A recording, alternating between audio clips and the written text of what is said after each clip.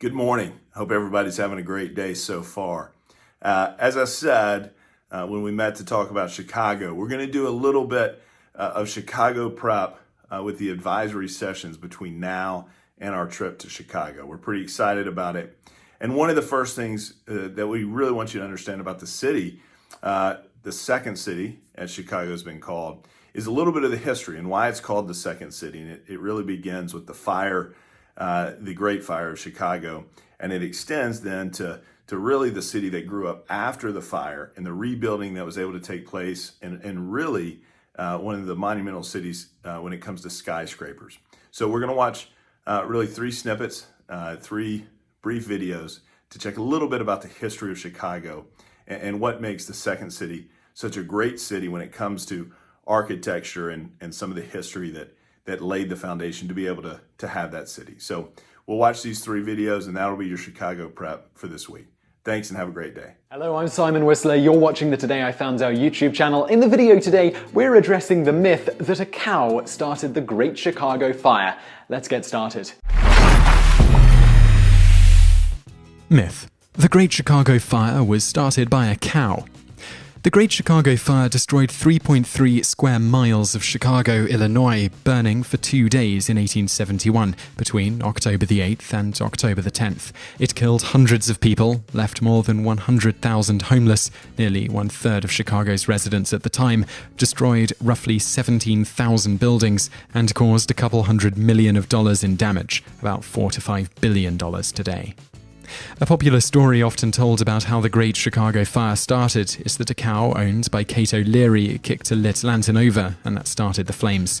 It may come as some disappointment to learn that the cow story isn't true. The man who wrote the O'Leary story for the Chicago Republican, Michael Ahern, later admitted that he had made up the cow angle in order to create a more interesting tale. But the fire certainly did start in the vicinity of a barn owned by the O'Learys. However, the exact cause of the fire was never determined, though Catherine O'Leary was used as a scapegoat of sorts. O'Leary was an Irish Catholic immigrant, despised by many people at the time, so she made an easy target. In addition to Ahearn's retraction of his cow story, the O'Learys claimed to have been asleep at the time the fire started, so there would have been no lantern in the barn for a cow to kick. There has been a lot of speculation about the cause of the fire, but, as stated, little is known for certain.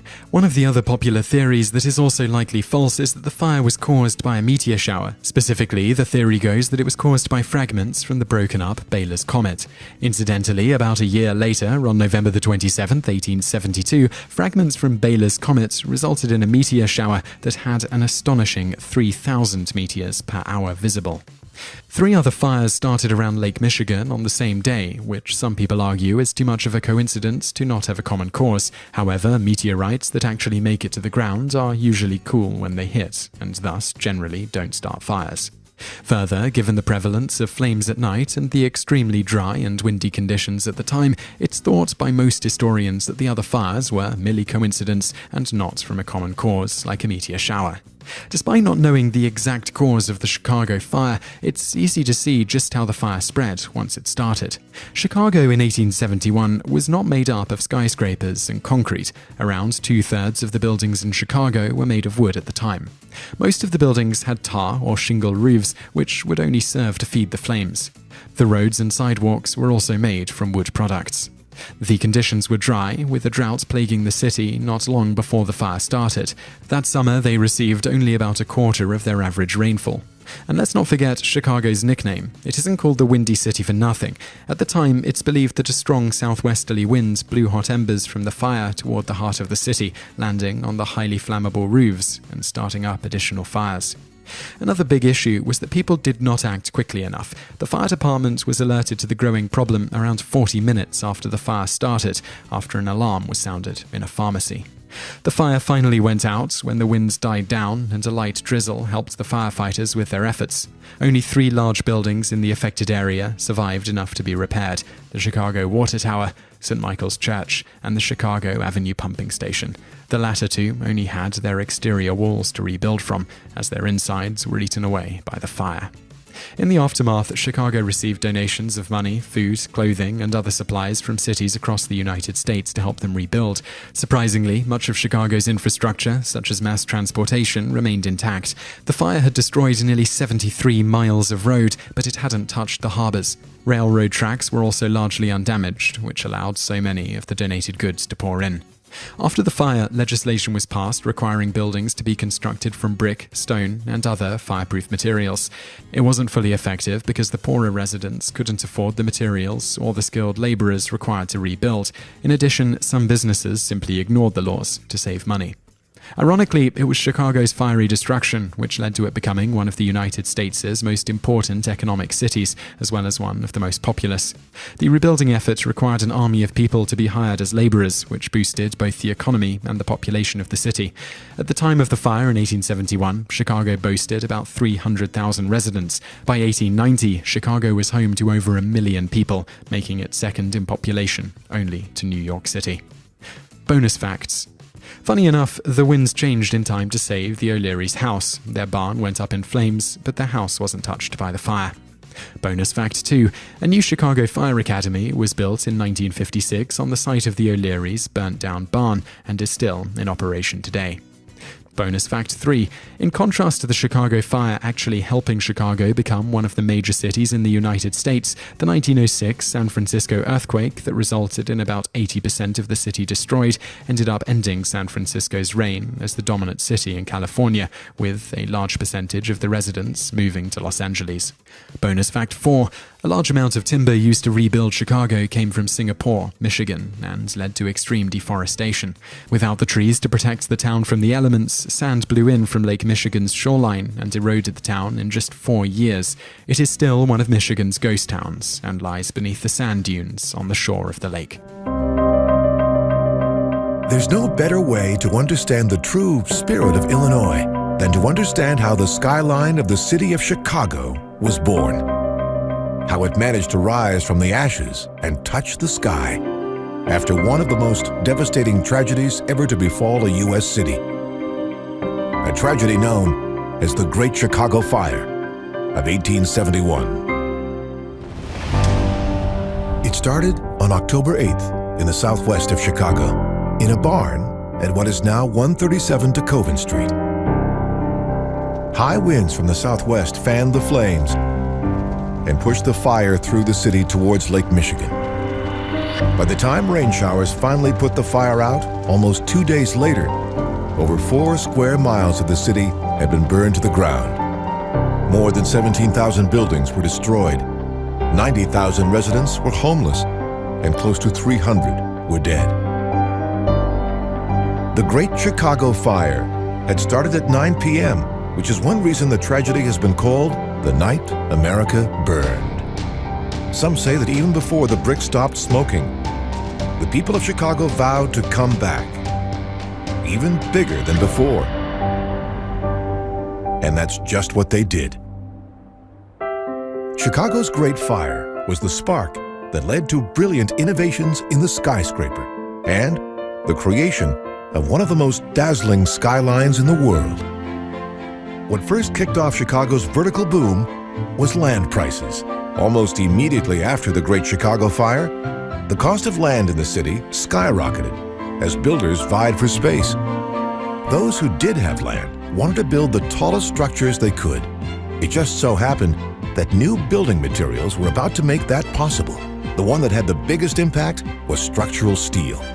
It allowed engineers to design taller than ever before by using a skeleton of steel instead of thick walls of stone. It also enabled architects to revolutionize the way buildings looked.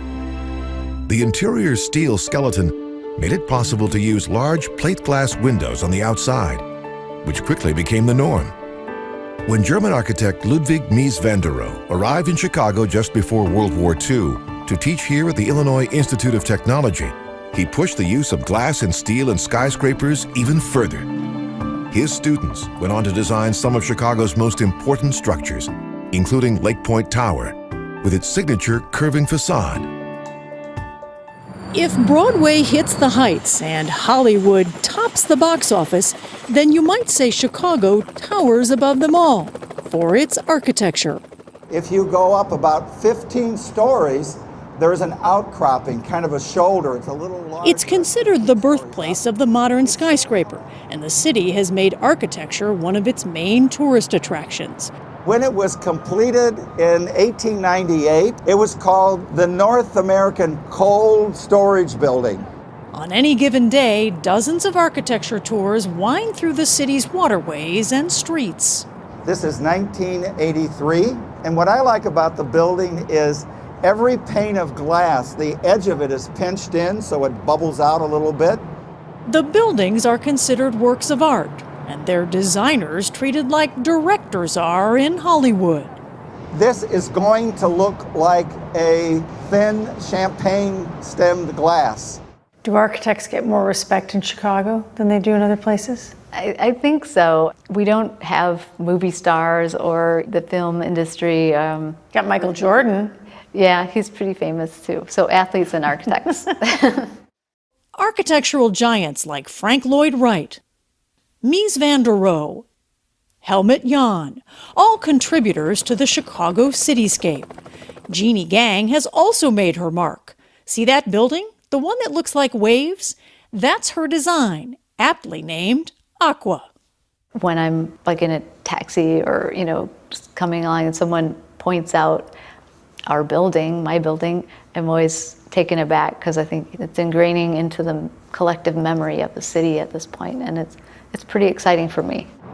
But this incredible skyline was born out of tragedy, the Great Chicago Fire of 1871. The fire decimated the city's wooden structures, leaving an estimated 300 people dead and more than 3 square miles in ruins. Reconstruction soon followed, a process that would redefine both the city and the country.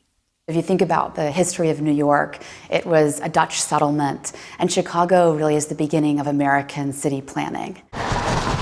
And this year marks another defining note in the city's rich architectural history, the inaugural Chicago Architectural Biennial. They've twisted them. It's a combination of exhibit and think tank devoted entirely to architectural ideas. Sarah Herda is one of its directors. We have over 130 participants from 30 countries on 6 continents. So we really wanted to create a global platform to talk about what's most urgent in architecture today. One topic on the table, affordable housing. And this was built for how much money? $3,500 US. This is bamboo? This is a kind of thatched bamboo. It does have a steel frame, and the idea is that this house could be constructed within a day, and that you would never need more than 2 people to hold any one piece of the building. Which is incredible. Yes. Other exhibits challenge conventional design, like this reinvented office space. What do we do in here? Well, we climb in here. And no matter where you are in this construction, you're never sitting. Why is this something that's considered architecture? Well, it's absolutely about redefining space. So it's creating a new environment for work to replace the office cubicles you are probably more familiar with. And perhaps the most talked about exhibit is a reimagined police station by Jeannie Gang. The design is intended to help build trust between police and citizens, a topic currently on the minds of many in Chicago. We kind of divided the police station into 2 parts, a secure area and a more public zone. Mental health services, for example, a nutritionist, a computer lab, and those are things that we felt could reanimate the police station and make it more of a place that people want to come to. The Architecture Biennial ends this week, but it will return in the fall of 2017 to maintain Chicago's tradition of inventive architectural design. There's a kind of dignity that good architecture can bring to everyday life. And I think that the architects in this exhibition are really concerned with just that.